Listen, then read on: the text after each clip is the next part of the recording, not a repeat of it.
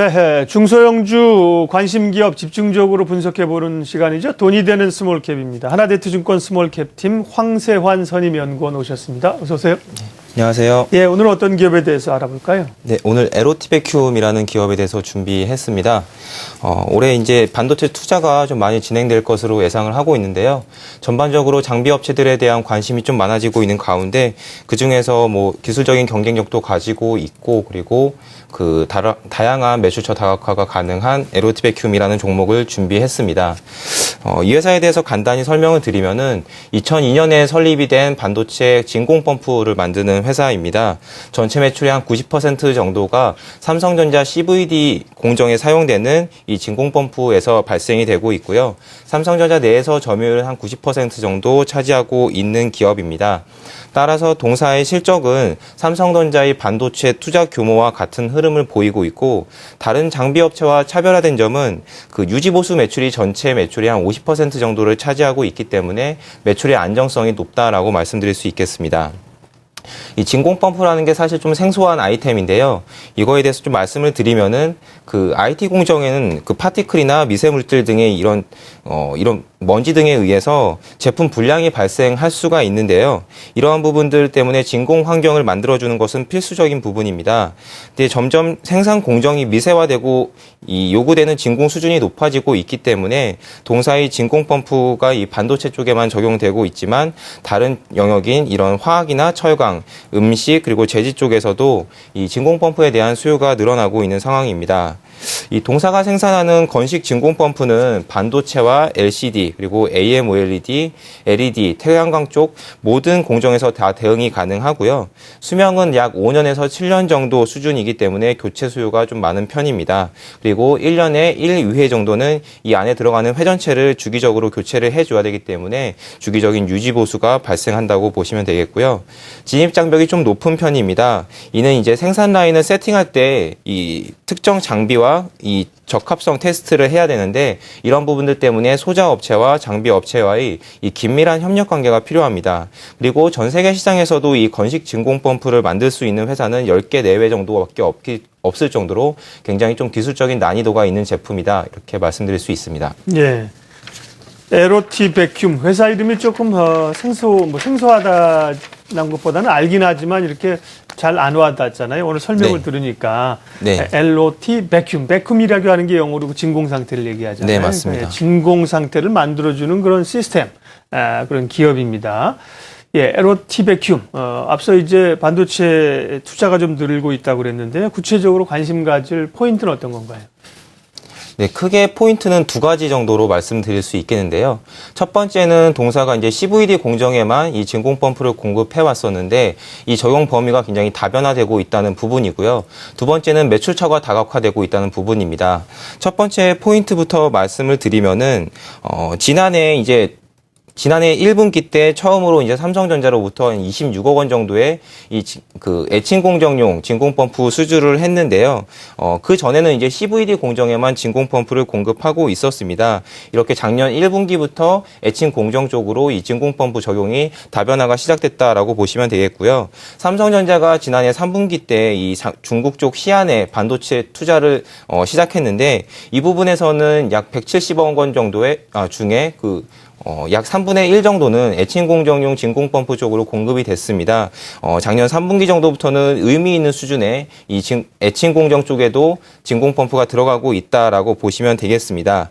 그리고 지난 2012년에 동사가 AMOLED 쪽에도 이 진공 펌프를 일부 공급한 부분이 있는데요. 그때는 이제 테스트 공정에 동사의 진공 펌프를 공급했었는데 앞서도 말씀드렸었지만 이 라인을 셋업할 때 진공 펌프 업체와 그리고 소자 업체 그리고 장비 업체 간의 어떤 긴밀한 협력 관계가 그리고 개발 그 능력이 필요합니다. 그렇기 때문에 테스트 라인에서 이렇게 같이 협력을 했다는 걸 감안하면은 올해 AMOLED 투자가 진행된다면은 동사의 장비가 이 삼성 디스플레이 쪽에도 공급이 될 수 있는 첫 해가 될 수 있다. 이렇게 예상을 해볼 수가 있겠고요. 두 번째 투자 포인트는 이제 매출처가 다각화된다는 부분입니다. 동사 이제 삼성전자 쪽에만 이 진공 펌프를 공급해 왔었는데 하이닉스에는 상당히 일부분의 매출을 하고 있었습니다. 지난 8년 동안 한 20억 정도밖에는 이제 매출을 한 게 없었는데 2013년부터 이 매출 규모가 조금씩 늘어나고 있고요. 그리고 올해 같은 경우에는 지금 그 하이닉스 쪽에서 경쟁사가 좀 점유율을 좀 많이 잃고 동사가 그러한 부분들에 이제 점유율을 좀 채워갈 것으로 예상을 하고 있습니다. 올해 하이닉스도 그동안 좀 설비 투자를 몇 년 동안 안 해왔기 때문에 어느 정도 의미 있는 규모의 그 투자를 할 것으로 예상을 하고 있고요. 그 부분에서 동사가 과거보다는 높은 점유율을 차지할 것으로 예상을 하고 있습니다. 그 외에도 이제 삼성전기라든지 그리고 LG디스플레이 관련된 업체들과 그 진공펌프 장비 개발을 하고 있는데요. 이런 부분들도 사실 중장기적으로 매출처를 다각화할 수 있는 포인트다라고 보고 있습니다. 네. 주로 지금 말씀하신 진공 펌프 쪽이 주류인데요. 이쪽이 이제 적용되는 분야가 좀 다양화될 수 있다는 거랑 매출처가 다변화되고 있다는 걸 두 가지 포인트로 잡으셨습니다. 네. 실적 개선이 가시화됩니까? 실적 좀 봐주세요. 네. 지난해까지는 이제 그 실적은 사실 크게 좋은 실적을 달성하지는 못할 것 같고요. 예. 지난해는 이제 삼성전자에서 중국 쪽 시안에 투자한 부분들 정도가 동사의 실적을 좀 좋게 하는 요인이었다고 보시면 되겠는데요.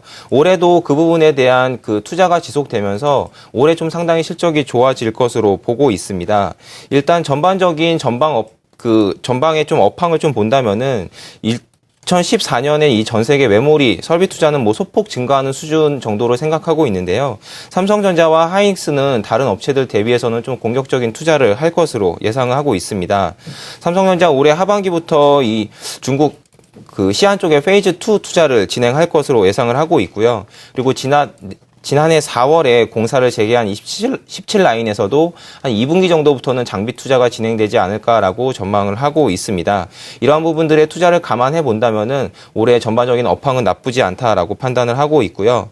하이닉스도 최근 수년간 이 디램 쪽의 설비 투자를 별로 못했었는데 지금 그 디램 쪽 수요도 늘고 있지만 이 낸드 쪽의 수요도 늘고 있기 때문에 이런 부분에 대해서 M12 투자를 좀 진행할 것으로 판단하고 있습니다. 이렇게 본다면은 동사의 최대 고객사인 삼성전자와 그리고 최근에 점유율이 늘어날 수 있는 하이닉스 이 양쪽에서 좀 설비 투자가 진행되면서 동사의 실적이 좀 좋아질 수 있다라고 보고 있고요.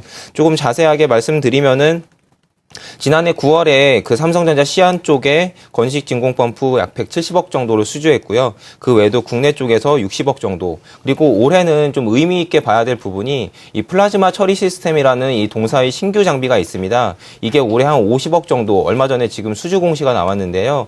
이 부분이 사실 향후에 크게 확대될 수 있는 여지가 있기 때문에 사실 시작했다는 것만으로도 의미가 크다라고 좀 보고 있습니다. 그래서 올해 전체적으로는 매출액은 1,020억 정도 전년 대비 한 22% 정도 증가할 것으로 예상을 하고 있고요. 영업이익은 126억으로 전년 대비 한 70% 정도 성장할 것으로 예상을 하고 있습니다.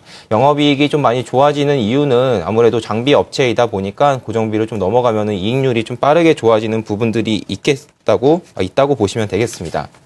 네.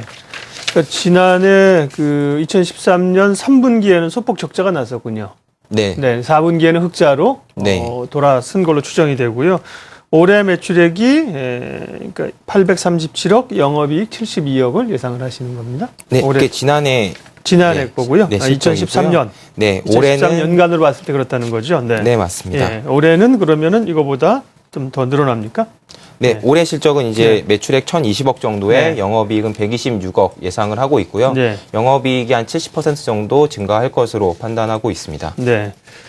자, 주가 판단 마지막으로 하겠습니다. 오늘도 이제 조금 밀렸다가 에러티 백킴도 상승세로 전환을 했습니다. 5,650원을 기록하고 있는데요. 지금 주가 수준은 어느 정도인가요? 평가 좀 해주세요.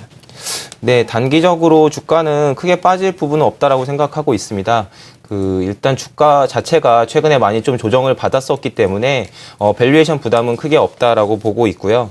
일단 1분기에도 지난해 수주받았던 중국 삼성전자 시안 쪽에 들어가는 물량이 1분기까지도 계속적으로 들어가기 때문에 1분기 실적 상당히 양호하게 나올 것으로 보고 있고요. 그리고 최근에도 앞서 말씀드렸던 것처럼 신제품인 플라즈마 처리 시스템 그리고 삼성 쪽에서도 계속적으로 수주를 받고 있는 상황입니다. 그리고 2분기 때는 17라인 쪽에서의 수주를 좀 기대해보고 있는데요.